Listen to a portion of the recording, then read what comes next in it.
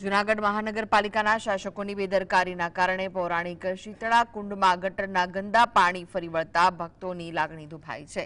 નવા નાગરવાડામાં આવેલા શીતળા માતાજીના મંદિર અને નીલકંઠ મહાદેવની મૂર્તિ પર ગટરનું પાણી આવતા સ્થાનિકોમાં ભારે રોષ જોવા મળી રહ્યો છે।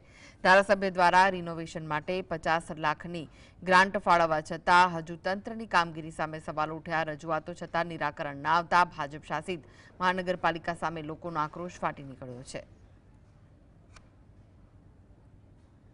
અમારા વિસ્તારની અંદર ગટરનો પણ એક પ્રશ્ન એવો છે કે ગટર હમણાં રિસેન્ટલી એક ગટર ભરાઈ ગઈ હતી, ત્યારે નગરસેવકને કીધું કે અમારે અહીંયા ગટર ભરાઈ ગઈ છે તો કોર્પોરેશન દ્વારા એને સાફ કરાવવામાં આવે, પણ નગરસેવકનો એવો જવાબ હતો કે તમારા ખર્ચે તમારે કરાવવી પડે અને આના રહીશોએ પોતાના ખર્ચે ત્યાં ગટર જે ઉભરાણી હતી એ સાફ કરાવેલ છે। આ શીતલાકુંડની અંદર આશરે 1 વર્ષ પહેલા આ શીતલાકુંડની અંદર ક્યાંકથી દૂષિત પાણી આવવાથી અહીંના જે માછલીઓ છે તે મરી ગઈ।